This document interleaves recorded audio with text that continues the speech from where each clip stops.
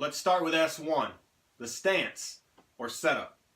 I'm here in my little studio at home where I teach my son and give some lessons to players, and we exclusively use the tee. There's not a lot of space. So I'm going to show you the three components of S1, the stance and the setup. The first one is feet. We want them to be in a straight line. That's why I've got some lines on the floor. We want your feet to be pointed straight ahead, and we want your feet to be shoulder width, maybe a little bit further apart than shoulder width apart. The next thing is knees and hips. What we want is an athletic bend. So we don't want straight legs and we don't want straight hips either.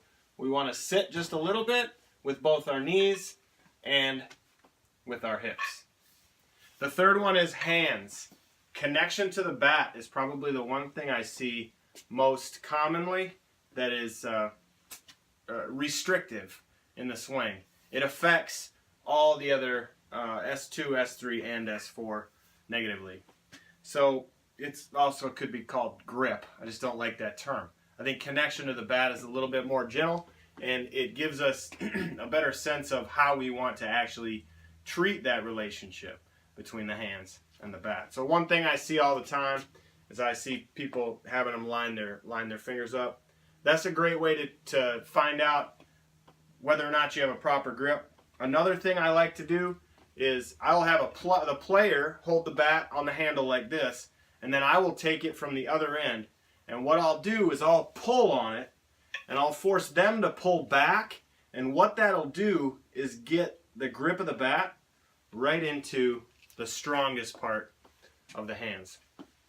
Another thing is when you get into your stance with the hands is you want your barrel to be somewhat flat.